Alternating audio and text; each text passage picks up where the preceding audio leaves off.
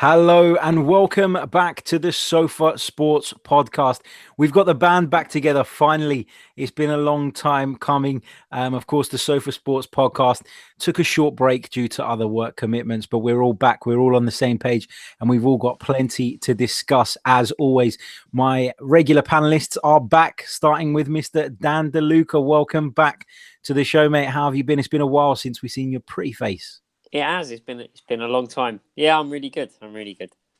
Good. Glad to hear it. And welcome back, Mr. Simon Alavi. How are you, sir? Yeah, good. Thank you, Harry. How are you? Not too bad. Keeping busy, but Good. That's such is life. Right, let's crack on. We are streaming on the Chronicles of a Gooner YouTube channel. For those of you watching on YouTube, we've hijacked the channel for the evening. So if you are a Chronicles of a Gooner viewer, then feel free to enjoy this show. It's not Arsenal based. We're going to be talking about all things football on this show. And you know, if it goes down well, we'll be doing it on here as a regular thing. So yeah, hope you guys enjoy. Right, let's begin by talking about the title race. Now, in a race of very fine margins, it's somewhat ironic that Sergio Aguero's winning goal crossed the line by just a couple of millimeters. Burnley defender Matt Lowton on the line looked to have blocked the shot with his chest, only for the ball to loop up and cross the line before he could clear it. The away fixture at Burnley was viewed by many as the most difficult trip of Pep Guardiola's remaining three fixtures. Aguero's 20th league goal of the season secured a 12th league win in a row and took City to 92 points. DeLuca, I mean, Liverpool must be kicking themselves because any other year they'd have been champions by now. Yeah, it's got to be heartbreaking for them. Just watching the last 3 weeks, looking at City's fixtures, thinking, well, they've got Tottenham and United. I know their team's not in the best form, but all Liverpool need is them to drop 1 point, 2 points. That's it. And they've probably looked at those fixtures. They've seen City scrape a couple of narrow wins, and to throw Burnley into the mix as well. It must be heartbreaking for them, but they've still got a squeak. It's been an unbelievable title race. I mean, I'm not a massive fan of either club for different reasons, but in terms of excitement, I think the Premier League has really needed this. Yeah, don't disagree with you there. Alavi, what have you made of this title race? It is going to go down to the wire, isn't it? But you just get that feeling, don't you, that was the game that Liverpool would have been hoping that Manchester City would slip up in. They didn't. Is it done now? Yeah, I mean, I think of the three games, I think City have got Brighton and is it Leicester? I mean, you can't see them losing to those two teams. I've always had this feeling. I know you two boys thought that Liverpool might clinch it. I've always had this feeling, and I've said this to you both, that City are going to win, even when they're 7 points behind. I just feel they're fundamentally a better side than Liverpool. And Burnley was where it was going to go wrong because they didn't get a handball decision, which was borderline shocking. I mean, Ashley Barnes saved it with his hand, and you just think, this could be it. Is it then going to be Liverpool, Newcastle, and the whole Benitez, the relationship he has there? But no, for me, I can't see City losing it. I never could see City losing it. I think they are the better team. I do feel a bit sorry for Liverpool, but where they lack is that three in front of the defence and behind Firmino, Mane, and Salah. And I just think that's where the City are just a bit more creative, and essentially, I think that's what's won them the title over Liverpool. Or look, Liverpool could go and win it, and I'll look more stupid. But I think that's where it's won and lost. But yeah. I think they'll have you. Like I thought as well at the same time as you. I've got money on City as well at a handsome price. But if City, let's assume City are going to win their last two games and they get the job done, I didn't think it'd be this way. So the things we've said about Liverpool and the issues with their side that makes them weaker than City, all those things are true. City are a better team. They've got better players from position 1 to 11 and 12 to 17. That's fine. But actually, Liverpool haven't faded away in the running. They've not dropped points because of that. Liverpool won 10 league games in a row.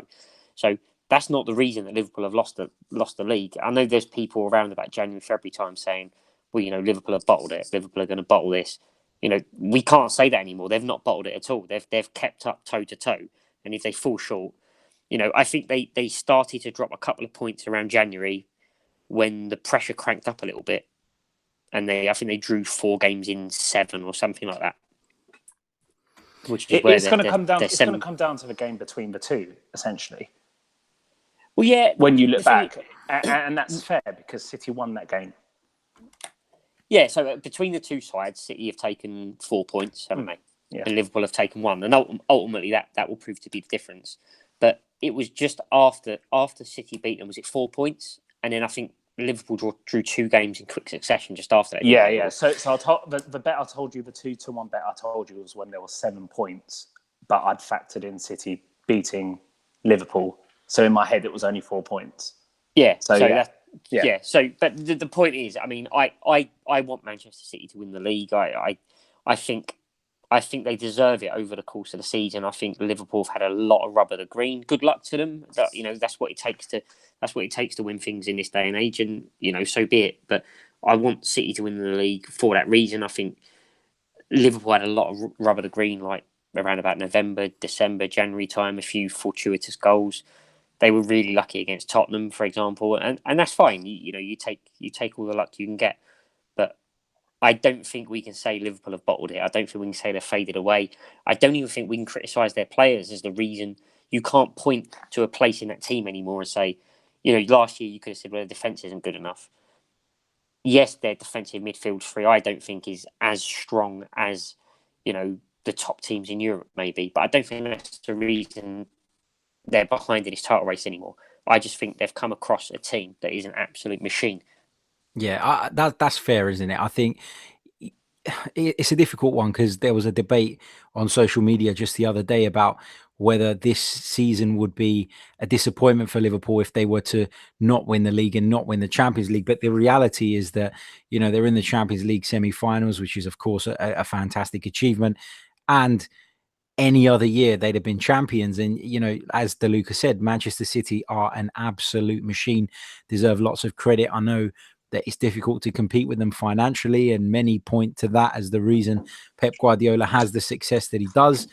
I think that with City, they probably do deserve to win the title because for me, I put a massive emphasis on style of football. For me, that means a lot. And to do it in the fashion that Manchester City are doing it in, it that trumps what Liverpool are doing. As you said, Liverpool have scraped through various games this season. They've had the rub of the green, in my opinion.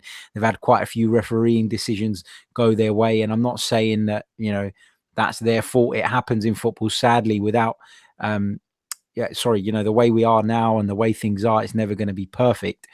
But I think everybody in the world, except for Liverpool supporters, wants Manchester City to win this Premier League title. So I won't be complaining if it does indeed end up at the Etihad. Incidentally, looking at their last fixtures, Liverpool do travel to Newcastle, potential banana skin, but you could say maybe Rafa Benitez will lay down and die if Liverpool are still in with a shout. Manchester City host Leicester that weekend, and then on the final weekend, Manchester City go to Brighton, who will be safe, and then Liverpool entertain Wolves at home. We pretty much covered the title race. I think we're all set on the fact that Manchester City are probably going to win it now. And hallelujah, I say. How big is their week off now as well, though? This is the first time they've had a week off. Last couple of games they've looked quite leggy, haven't they?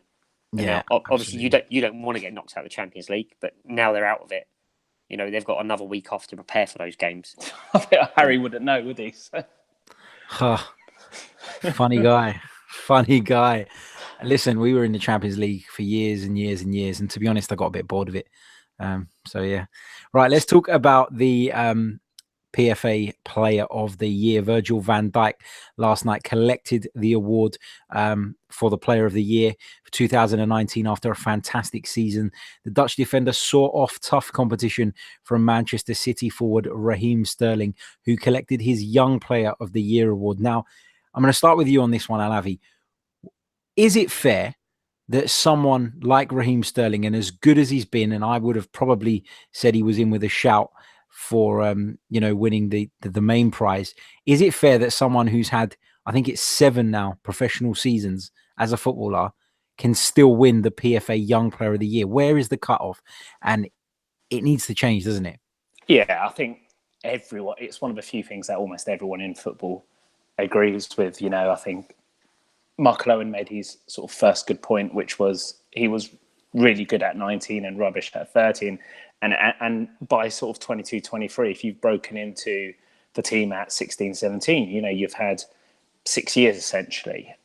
For me, the cutoff point should be the same as it is for internationals, and that's under 21. However, what I would say is technically, within the rules of this year, you cannot argue that Raheem Sterling has been the best of that bunch. If we're going to go around in a circle about what we think of the main award, because I know there's a slight disagreement here, I would have given it to Virgil van Dijk.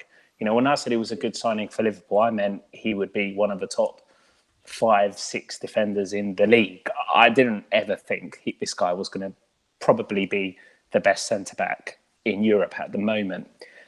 You know, I think it's sort of unjust to give someone an award based on the fact that Liverpool really needed a defensive player. I really hate that being used as a reason. You know, that's unfair on Sterling. By the same token, it's sort of quite unscrupulous to say that Sterling's come through a lot and, you know, he deserves to win it because he had a bad World Cup, etc., and everyone was getting on his back. Well, that's unfair on Virgil van Dijk. What I would say, and my argument for giving it to Sterling is, and to use a boxing phrase, you know, pound for pound, sorry, my argument for giving it against Sterling and to Virgil van Dijk is because how can you not give it to the best player of that position in Europe? You know, there's an argument that Sterling, brilliant player, is he the best attacking player in the Premier League? No, but not for me. That's unfair if you're looking at it that way, because you're saying on form. But no, because if you're saying that you're looking at pound for pound, you're looking at is he the best player in Europe in his position? Well, there's a lot less top quality centre halves in Europe at the moment than there is a Messi or a Ronaldo. So it's very hard to say that Raheem Sterling is better than either of those two. He'll never be the best player in that position. So no, I think it's all relative, isn't it? And you've got to look at their performances in this division.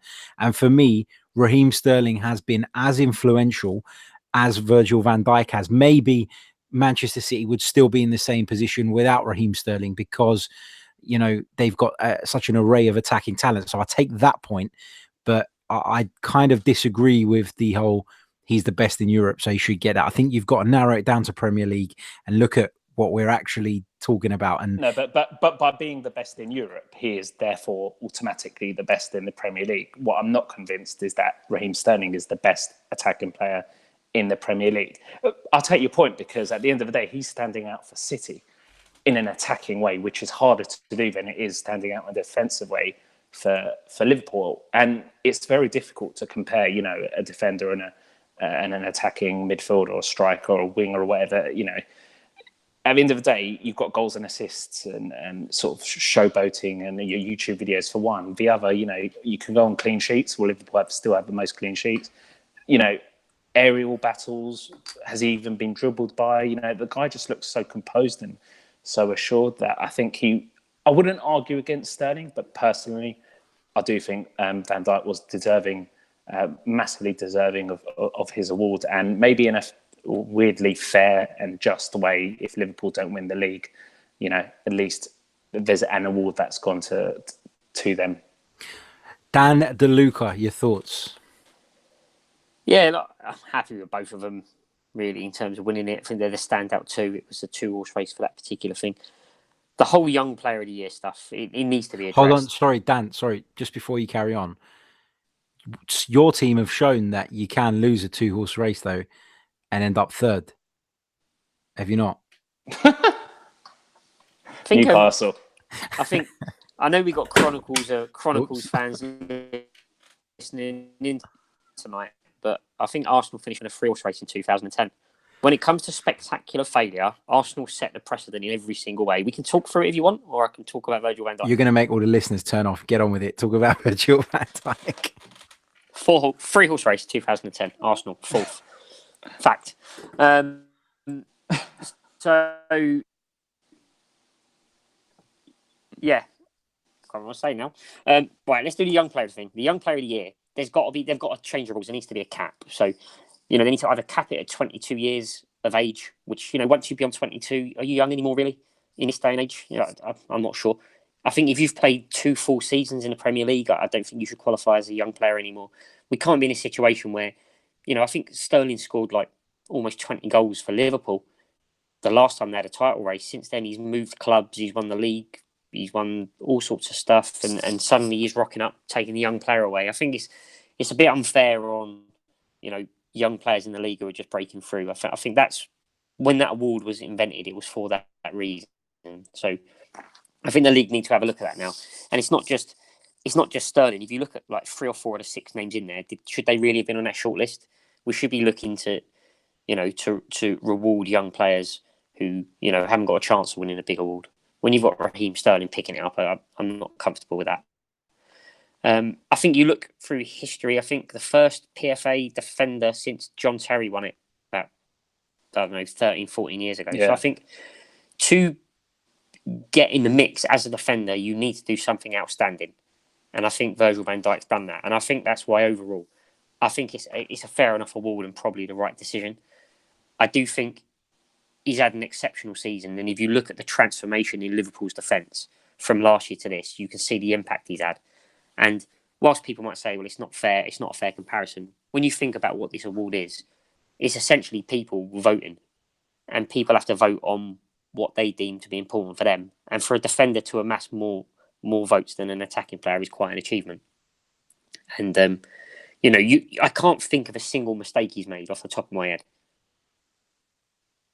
You think about any centre-half and you can't think of a single mistake he's made. I mean, he's had quite an outstanding season, whether it's just the confidence building with every game or whatever it is. He's clearly the main man in that side, but he doesn't ever put a foot wrong. And he makes the right decisions. He's there. He's chipped in with goals. He scored big goals as well. He's done everything you can ask for. So I think if he didn't get the award, I think it purely would have been because people were too, what's the word I'm searching for? Too, snobby to vote for a centre-half. Would you not say, though, and I'm not saying that Van Dijk hasn't had a huge impact at Liverpool. He has. There's no question about that. But would you not say that the likes of Robertson, for example, have also made such a huge difference to this Liverpool side this season? Because for me, he's probably, and I'm going to use Alavi's phrase, pound for pound, the best fullback in the league at the moment. Yeah, but you can use that argument for Bernardo Silva and the impact he's had on, Raheem No, Sterling. I'm not saying take away the PFA award from him. What I'm saying is, does his impact and maybe, Alexander-Arnold or Gomez, whoever else has come into that defense, does their impact kind of get brushed aside by many? And it's just kind of like, it's all Van Dijk. To be fair to him, he made a point of mentioning them all at the award ceremony yesterday. But yeah, I mean, I think Robertson is probably the most praised sort of fullback by other managers, isn't he? I think it was Jose Mourinho's departing words as United boss were about him. But yeah, you're right. But that is because he's that good and he does stand out. So you can look at it, but he stands out amongst those half decent defenders now, and he's done it with Matip next to him. Yeah, I don't know. I think you've got a soft spot for Sterling, and like me, I think he's England's best player. But I do think you have got a soft spot for him, and I think the reason you like him is because you want him to do well, because you see a lot of unjust abuse thrown at him, which I agree with.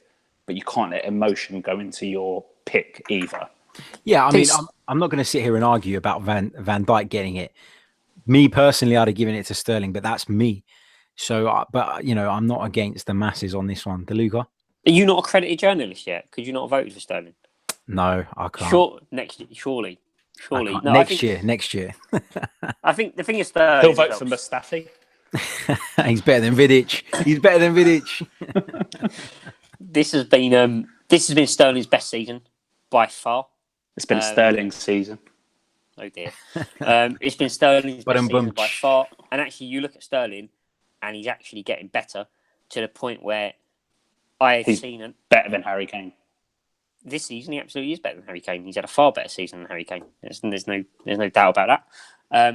But actually, this season, we've had to play Man City 3 times in the last 2 weeks, and I was worried about Sterling. I wasn't worried so much about anyone else. It was Sterling, and actually, I think he's a player now that actually you could put him in any position across that front four, and he'll do the job. And I think Sterling will win the award at some point in the near future. But for a centre half to be in the mix, I think that just goes to show what a great season he's had. Yeah, can't disagree with that. Let's talk about the race for the top 4. There are 4 teams in the hunt for the remaining 2 Champions League qualification spots.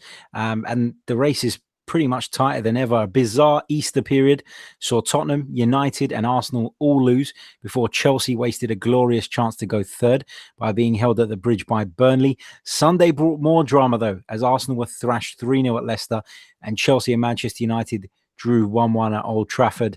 DeLuca, going to start with you on this one. It's pretty nailed on that Spurs are going to finish in the top 4 now. But who's going to get the other position? Because, Chelsea are in the driving seat now, but, they've got a couple of tricky fixtures left. And I think one of them is Leicester, is it, if I'm not mistaken? So, it's not beyond the realms of it's not beyond the realms of possibility that they could slip up, but are the rest of the teams good enough to pounce? So, let's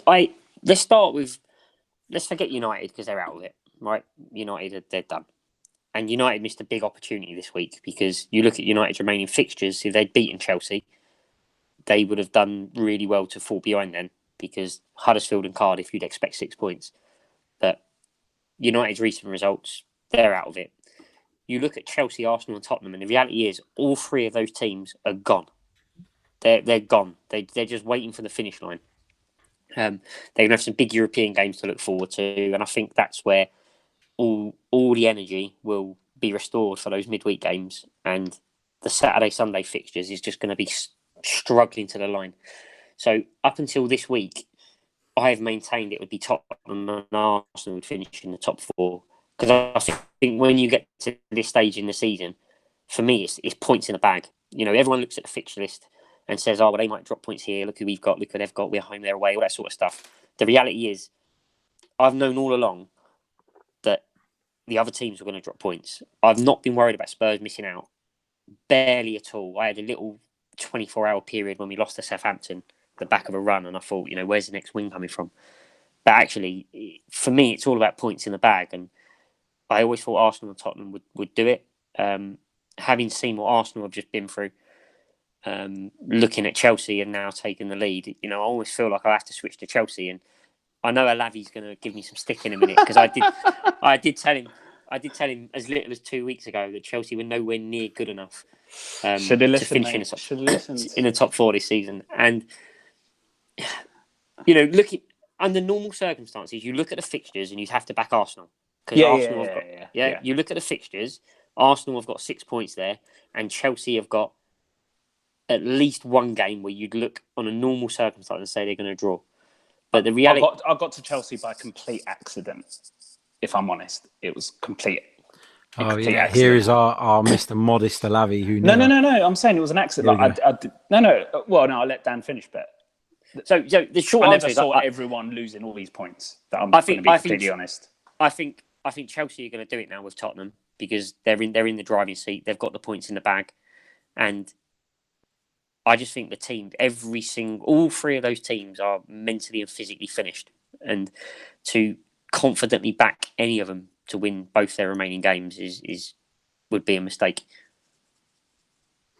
Okay. See, the thing is, before Alavi comes in, I was on the same page as Dan, and I don't think anybody saw this Arsenal meltdown happening, and it has happened now. And I've shared my thoughts on it. If you want to check out the latest video on this channel, it's the previous one. So do check that out. If you're on YouTube, you'll be able to hear my ramblings on that. But it's, Chelsea have kind of reaped the rewards from sticking to their plan. And what I mean by that is Maurizio Sarri has taken pelters all season. His football's this, his football's that. It's one-dimensional, it's boring, it's rubbish, it's crap, it's not working. But Maurizio Sarri has stuck to his plan, and he's gone, through all the shit. He's taken all the shit from everybody and he's continued to stick to his principles. And at the end of the day now, if they do finish in the top four, they would have gone to the League Cup final. They're in a European semi-final and they stand a fantastic chance of getting to that final, and they would have finished in the top four. That would be a very good first season. So you've seen the benefit of a manager having a plan and sticking to a plan. The same cannot be said for Unai Emery and Arsenal, because from week to week, we play a different formation. It's ridiculous. Every week we have a different bloody formation, different players playing in different positions, and it's just a shit show. I'm not going to get too much into it because I've already done it and my blood pressure is going up. But, Alavi, do you not agree that Maurizio Sarri sticking to his guns looks as though it's probably going to pay off come the end of the season? Yeah, and that was a large part of the reason that I've been back in Chelsea top four, even when they were in sixth. Now, I do think I thought that everyone was writing them off because they still had to go to Old Trafford and Anfield, and I thought they would get points there. So I got a bit lucky and a bit auspicious there in the sense that Arsenal have, lost these games that I thought they'd lose a few, but I didn't think that they'd lose the previous, however many it's been, or not picked up points. But you're right what you say about Sarri. Everton are the same. Seamus Coleman came out after the Everton-Arsenal game and said, Garcia's got us playing, we stick to his style and eventually it pays off. And Unai Emery hasn't done that. And I based some of my prediction on watching Arsenal and thinking you're lucky to get a win there. The Man United game is the one that really springs to mind, like 2-0. The Watford game, there was a little period you had where I just feel that the results were masking, and you can only do that for a brief period of the season. You cannot do it for the whole season. The other reason for back in Chelsea was just because I believe that having on his day the best player in the league accounts for more than anything else. It accounts for more than just a solid team, a few luxury players here and there. I think when he turns it on like he has done a few times, for me, he's the best player in the league. Maybe not in form, but he is. And I do think it's Chelsea's to lose now. Look, I'm not going to lie and say that I saw everyone dropping all these points. No way. But I just had this feeling that Chelsea could put a run together. They haven't even put a run together. They've gone and drawn at Old Trafford and got beaten by Liverpool. But the other teams have done so badly that they're in this position where I think if they do win their next two games, they're going to get top four. Leicester could be tricky. Haven't Arsenal got Burnley last game of the season? We've got Brighton at home and then Burnley away on the last day. Okay, see, well, Luca's right. So forget Man United. You can't see it not being Chelsea, surely. The thing is that even if Chelsea were to drop the points, would you bank on Arsenal now? That's what I'm saying. That's what I mean. Yeah. No. You wouldn't bank on them to go to a Sean Dyche side, and unless we're going to get the rubber to green again like we have in the last couple of seasons. You see what I mean about the Man United game. Sorry, go on, Dan. No, I was going to say, say they was playing Burnley a month ago, I'd look at that and say they could drop points there. I think the fact it's the last game of the season might help. It suddenly becomes a one-off game, a cup final, and there's a slightly different remit then. There's no need to everything's left on the pitch. The strategy changes slightly. You're not going to spend the first 60 minutes, trying to get caught on the break and feeling the other team out. Like from the outset, I think Arsenal will go for that game away at Turf Moor. So it can't be like, you look at Arsenal-Leicester. I shouldn't be looking at Arsenal-Leicester at the weekend. And I know, and to be fair to Harry, it was a really good Chronicles podcast. But I shouldn't be looking at Arsenal-Leicester at the weekend and seeing the same odds for either side. I shouldn't be getting texts from Harry to the group that's saying, I'll take a draw here. I think we're going to lose today. Like, you're talking about a team in the top four against Leicester. Yeah, that's not right. They're worse on the road than Prince Philip. And that's basically that's what it comes down to. Oh God, we're live, aren't we? and the bookies know that. And then everyone's having a little chunk of Leicester, and Arsenal have lost their last two games, and suddenly the odds get skewed. But the fact is, and this goes back to what Harry's saying about Emery, and I want to try and make my first sensible point of the evening. Actually, Emery, there's an argument that says, well, he's trying out different formations to work out what he wants, and then in the summer he's going to put it right. And there's an unwritten rule in football, and I agree with it, that every manager should get one free season. And actually, what Harry was saying just now about Chelsea and Sarri in their first season, well, do you know what? Arsenal are in the same position. And if Arsenal finish in the top 4, all right, they haven't got the League Cup final, but, boo-hoo. And, they get to the Europa League final. Suddenly, that's a decent first season as well. So I think he gets his first season for free. But I think in chopping and changing, he doesn't know what his best team is. He doesn't know what his best formation is. And I think he sacrificed a few points trying to find that out. So the way they set up that high line against Jamie Vardy, and I didn't watch the game till late Sunday night, but the way he set up that high line against Jamie Vardy, you've got to wonder if he's ever watched a Premier League game before. Because I could set a side up to try and nullify Jamie Vardy. All right, he might well score, but the one thing I'm not going to do is put a defence that's struggling. They've shipped in 6 goals in their last 2 games, and I'm going to literally play into their best players' hands. So there are some elements of that I do find strange, and I have heard Harry's rant, and it's hard to deny he's got a point. When you sit there, and I know Harry, you went on Wednesday night to Wolves. When you sit there, 10 men or not, and I think the sending off is a bit unfortunate, by the way. Yeah, it was, but when you 10 men, when you go down to 10 men, that notoriously makes you harder to break down.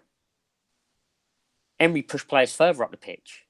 And I'm thinking, what are you trying to do here? I'll text Harry at halftime and say, this is where you see whether Emery has got it or not. He had 15 minutes in that changing room. Do you know what I mean? That's your test of a manager. There, right there. Is it, for me, and again, I've said I don't want to get too far into this because I could go on all night about this, but for me, this all stems from the Crystal Palace game. There was an arrogance there to go out there and pick the side that he picked and assume that was good enough. This is not the French league. This is not a PSG side where, you've got a European game a few nights before, so you decide to leave half your team out, but you're playing some pitch farmers, and it doesn't really matter. This is the Premier League, and you would have thought that given the amount of games we've lost and struggled in on the road this season, that Unai Emery would have learned that by now. I don't care if it's his first season. To get to 2 games from the end of the campaign and still not know what your best 11 is, from the players you've got, of course, still not know what your best and most effective system is criminal. It's criminal to me. And the thing with Arsenal fans, and the problem is at the moment, is that there are so many that were so adamant that they wanted Arsene Wenger to leave. And I was one of them. I wanted Arsene Wenger to go. But some of them were so horrible, so over the top, and so vile. Now, if they dare criticize anything that Unai Emery does, it makes them look hypocritical. So they won't do it. They simply won't do it. And then they get on to people like me and say, you're just picking on him. What reason do I have to dislike Unai Emery? Absolutely none at all. I want my club to be in the best hands. And at the moment, I don't feel that we are. I think I'll disagree with you on a point and disagree with DeLuca on a point. I'll disagree with you on this in the sense when you said that, winning Europa and not finishing the top 4, still wouldn't be good enough. For me, that's good enough. And I disagree with Dan about the 1 season thing, because Dan, it's not a 1 season it's a 1 season and a transfer window. You've got to remember that is, he then has the summer as well. So are you going to give this guy, I don't know what the politics are, and Harry can probably inform us, but are you going to give this guy whatever there is to spend, if there is anything to spend? Maybe that's why you do only get a few months sometimes, because you can't be trusted in the transfer window. Look, good luck with Ole Gunnar Solskjaer, 300 million or whatever this time. I'd like to see where that goes. He's going to spend that faster than Kim Kardashian. Unbelievable. Right, let's move on from Arsenal. Like I said, if you guys want to hear the full rant, head over to the previous video on this YouTube channel. If you're, of course, watching us live, if you're listening on the Sofa Sports audio, you can head over to the Chronicles of a Gooner podcast and find it there. Now, let's talk about another strange event that took place at Elland Road in the Championship yesterday. We saw an incident that it's not something you see every day. Leeds took a 72nd minute lead in controversial fashion through Matthias Klich after they had refused to kick the ball out of play, despite Villa forward Jonathan Khadija lying injured in the middle of the pitch. Chaos ensued as rival players and benches squared off in heated debate before Bielsa instructed his players to allow Villa to walk in an equaliser from the restart, with Albert Adoma tapping home an equaliser. Now, Leeds boss Marcelo Bielsa played down his decision to allow Villa to score an unopposed equaliser. He said, what happened? What happened? He said, English football is known around the world for its noble features. I've said all I want to say. DeLuca, am I the only person that thinks that Leeds didn't need to kick the ball out of play? No, they didn't need to kick the ball out of play. So I don't think they did anything wrong in that regard. But I don't think they did anything right either. I think a lot has been made of, what a great thing Bielsa did and how fantastic it was and refreshing. I think a lot of that was all about Bielsa's personality and Bielsa's arrogance, and in a good way, I like him. Right, I like him. I think he's great. He's refreshing, but it's a bit like look at me. I'll do what the fuck I like, and I don't care. Right. So you can even see the way he was saying, just give the goals. I just do what I want. You got to think about this. I've thought about this a lot over the last day, and my first stance is actually Leeds shouldn't kick the ball out. And I stand by that completely. This is years of football going wrong, of people just whinging and moaning and wanting everything to be consistent and all this nonsense. Aston Villa stopped. They completely stopped because they think the way the game goes now is you have to kick the ball out. The referee didn't blow the whistle. He didn't think it was a foul. I didn't think it was a foul either. Then the referee won't stop the game, because he thinks if he stops the game, he's going to get in trouble because he didn't stop it 20 minutes ago when something happened at the other end of the pitch, because I think there was a Villa player down, there was a Leeds player down, and then Villa did kick it out and so on and so forth. But then I thought about this again afterwards. I'm saying, actually, why did Bielsa let them score? Is it because he wanted a fair outcome in the game? I don't think so. I think it was about saying to the Aston Villa bench, do you know what? You're a bunch of tossers. I don't give a shit. Have your goal if it means that much to you, because actually it doesn't make a difference. So had they not thrown the lead away against Wigan and they were still in the hunt for automatic promotion, do I think he would have done that? I really don't. I just can't see it. No way would he have done it. No, exactly. Way. And then think about this some more, because there's a big guy who's spying on. There's a big piece of this jigsaw, right, that everyone's missing out on. 10 seconds. They could meet potentially. Even more. 10 seconds before the guy went down in the Khadija went down in the centre circle. So as that happened, the score was 0-0 with 18 minutes left. After the incident had finished, the score was 1-1 with 16 minutes left.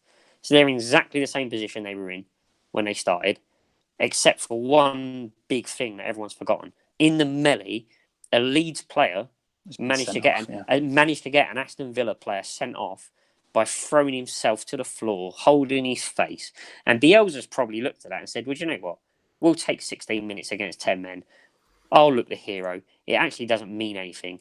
And what's going to happen is Leeds are going to play Aston Villa in the playoff final, and it's all going to go off major, and I'm really looking forward to it. But I don't buy this, this heroic nonsense. That game was a dead rubber. It literally made no difference to anyone. And in the midst of it all, a Leeds player has dived, holding his face. Aston Villa have gone down to 10 men, and they've had to play the rest of the game level peggings. And I don't think Bielsa would have done that at all if they were still in the hunt for automatic promotion. Is there an argument that Bielsa's done that to try and salvage the credibility, well, not the credibility, to rectify the reputational damage that he maybe obtained when he was caught spying? Is there a chance that he's done that to try and make a point that actually I'm a very noble person, I'm a football man? You saw his press conference after the spy thing, right? It was one of the best things I've seen. But what did that press conference say?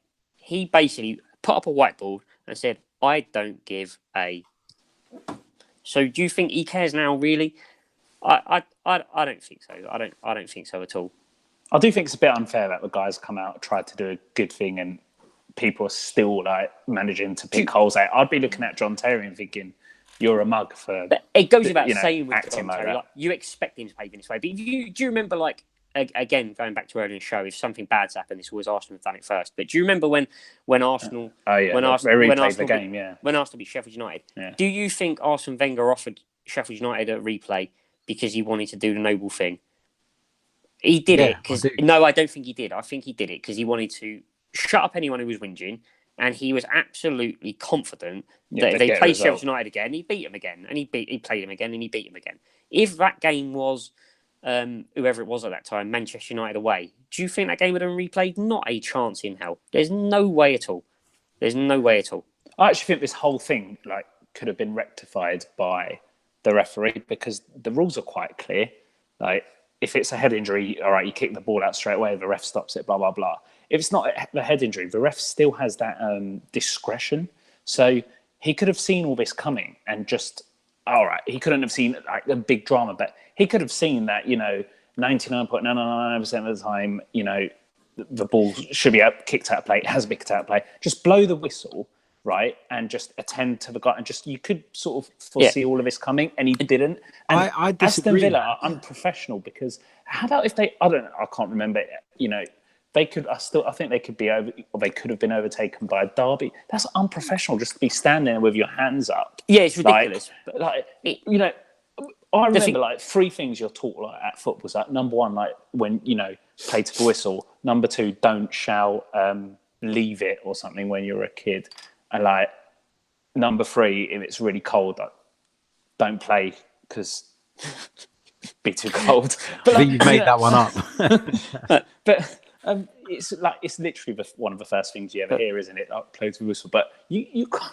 They're just standing there with their hands up. This is my point. Villa were ridiculous. There's three of them who have stopped, right? But what's made this an issue is the fact that the Leeds player slowed down to walking pace, as if he was going to kick it out. That's what the issue is. If it was played at full pace, then perhaps Villa wouldn't have stopped and whatever. But if this happened at the other end, the Villa bench probably would have been, fine with attacking. But this is my point here about Marco Bielsa and the referee and diffusing the situation. At the point the Leeds player slows down, the Villa players have stopped. The Leeds player has knocked that ball down the line. The referee could intervene at that point, and he could say, "I'm going to blow up here because this is getting too far." He's scared because he's trying to follow the rules, and over years and years of fans and pundits and managers whinging, we've got ourselves into a situation where the referee has a Bible. You must follow every line of it, every situation. But if he blew up at that situation, what do you think Bielsa's reaction would have been? Do you think he would have sat down in his dugout and said, "Oh, okay, ref, no worries, mate"? He would have gone absolutely mental that the attack was stopped by the referee. So this whole fair play nonsense, I think, I'm not having a dig at Bielsa, but I just think it's been blown out of proportion and he's been put on this pedestal as being some kind of messiah. And I know that if that attack was stopped, as the guy cut inside on his right foot, as the ref blew up, he would have gone absolutely berserk. Yeah, fair enough, I suppose. I don't know. I think that you're absolutely right in the sense that, the referee probably should have intervened once the Leeds players stopped running at full pace. It was as though they were saying, we're going to put this out, and then they didn't. But at the same token, I would say that there's no actual reason for Leeds to put the ball out in the first place. It's very clear that if it's not a head injury, then it's down to the referee to decide what happens. And the referee, let's face it, he wasn't seriously injured, was he? There's no reason to stop the game. And if you just let the game carry on and the Leeds player doesn't react in the way that he's reacted by slowing down, then this is a complete non-issue. So I take your point on board that you're saying that, Bielsa has done an okay thing. It's not some act of heroics that people are making it out to be. I get that. But that's where we stand on that incident. Let's talk about La Liga now. Alavi, I know you want to give us a little roundup from Spain. Well, I just wanted to sort of go through why I think Barcelona have just cruised to the title so well, and get your sort of guys' thoughts on it, and why it's so much better than Serie A, really. To be honest, when you look at the factors that have really helped Barcelona, one thing that I saw today was that Messi and Suarez, and you're probably talking about the best player of all time and maybe with Aguero the best out-and-out striker in the world, they've scored something like 2/3 of their goals. That's just that's such a to have two of like the world's best, say, 4 players, which is such an unbelievable attribute. I think the goalkeeper is massively underrated. I really do. I think you can't, as Dan says, to be fair to him, you can't always look at statistics. Yeah, they haven't got the best defensive record, but if you look at some of the vital saves he's made, when they've needed him most, there was one in the Champions League that springs to mind. I think he's been a massive help. Their sort of resilience. Was it a few weeks ago they were trailing 4-2? I can't remember. I think was it Villarreal? Yeah. Was it 4? Do you remember? It was 4-2, and then in extra time. Stoppage time. They've managed to get it to 4-4, and I think Valverde deserves a lot of credit. I've seen. Did I say Valverde? Sorry, but yeah, I think Valverde does deserve a lot of credit because I've read a stat that he hasn't lost against like any of the top 8 in his 2 years there. That the top 8 as they stand now, that's incredible. And for someone who doesn't get the the plaudits and the claims that someone like Pep does, I think that's incredible. I think obviously you have to look at Real and Atletico and just Real lost the other night, so what competition have they had? I think they've done well. I think they've done well, Atletico, to get second with their resources. But the last thing I'd probably point to is they lost, who I really do rate highly, and that's Umtiti, and they lost him to injury. And they've brought in the French kid who didn't even get into the World Cup. Squad. That is long lived. That's the extent of their sort of strength and depth that France have anyway. And they've brought him in. They've also brought who's the other one? Arturo Melo. These players who just, they're not like the Barcelona of old where you just know all the players instantly and they're gods. But these players are just consistent. Vidal has won how many consecutive championships now with the side he's been at? He's been at. Is it 8? He's been at Juve. That's just incredible to do it. Those 3 teams. So they're the reasons I think Barcelona and Bayern Munich's the other one, isn't it? Yeah, Juve and Barcelona. Juve, Barcelona, and Bayern Munich. And they're the reasons I think Barcelona have won the league. The battle really for 4th is still interesting. The battle for relegation is still interesting. So I'd keep your eye out on La Liga. It's not like Serie A where everything's done and dusted really early. There is still stuff to watch. And I do think that this season it's been a bit of a shame in terms of watching with respect to sometimes it's hard to get hold of the matches. And I think we're really missing out. You're just too stingy to pay for 11 sports.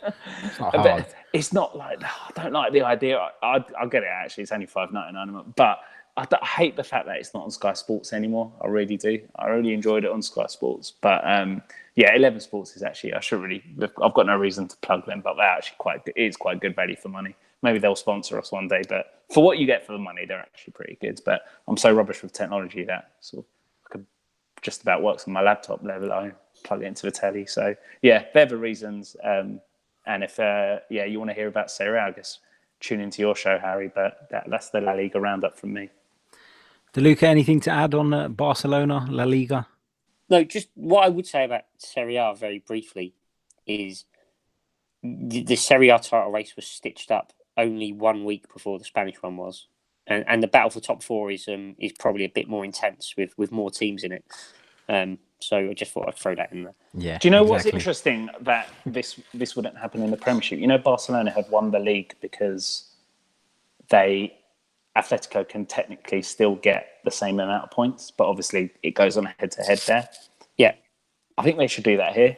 They should do that. I don't like goal difference as a deciding factor. I think the head-to-head is a much fairer way to do it. Because what is it in Serie A, Harry? It's goal difference in Serie A, I think. Really? I'm pretty sure it is. I'll have to double check that, but I'm pretty sure it is. If you just take as an example, let's say I don't know, let's say Tottenham and Arsenal in the race for the last Champions League place, and they finish level on points, and Tottenham win on goal difference, but it's because when we were playing Huddersfield, the Huddersfield goalkeeper got himself sent off after 2 minutes, and we won 8-0. And against Arsenal, they stuck 12 men behind the ball and Arsenal won 1-0. It doesn't feel like a right way to decide something over 38 games. No, I agree. I do like the head-to-head record. But then, do you know what? I thought I do still prefer it, but I was watching Liverpool Huddersfield, as you do on a Friday night, when you're at my age, and if it wasn't for goal difference, does Jurgen Klopp start taking players off? Do you know what I mean? Like, he's got Barcelona on Wednesday. Does he start taking players off? Like, you know, does he wrap up the game at 2-0, 3-0? You know, that's the counter argument, isn't it? Yeah, no, it's a fair enough point. But now, well, it's a very good point. But if you look at, it's an okay point. If you look at now, you take Tottenham again. Tottenham only need 2 points because our goal difference is so big. So we essentially could play for 2 draws instead of playing for a win. So it works both ways, doesn't it? Yeah, it does, and it brings such. I mean, that City Liverpool game was huge, right? But imagine how much it would have been even bigger if that head-to-head. I think you are right, Harry. By the way, it is Serie A. It is tied. But imagine how much of an emphasis that game would have been Liverpool City if we knew it was done on head-to-head. Even more so, I think it's just and it's fair. It's like you're saying you've beaten them. Yeah, it's fairer. It's like what I was saying at the start of the show. City have taken 4 out of 6 points against Liverpool. Yeah. Okay, the rest of the league, there's decisions going for you, against you. Okay, John Stones has saved it millimetres off the line, but at the end of the day, it didn't cross the line. So, Arsenal have taken 4 points over Tottenham this season, haven't they? So if they finish level, that's the fairest way of doing it. I can't believe I've just heard that from Dan DeLuca's mouth. But it's you're true, right, isn't it? You're right. Yeah, it is true. You take the head-to-head out of them 2 games. That's right. Yeah.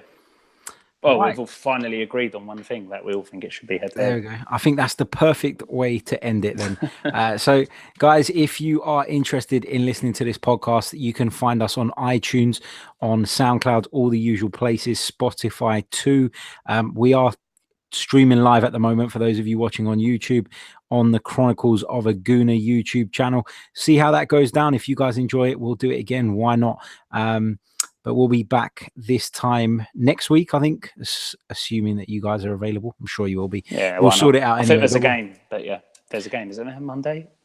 Is it a game worth watching though? Is it a game worth watching? Do you know what? Isn't it? It might be the City game, actually. I think out of memory, I penciled in City, but yeah. We can always record on a Tuesday, no problem at all. But Champions guys, League. Yeah. Oh, you wouldn't know. Yeah. Thank you very much to the pair of you. Thank you to those of you who are tuned in live at the moment, and those of you listening later on the audio. Don't forget to like, subscribe, do what you got to do, and we'll be back next week. Ciao.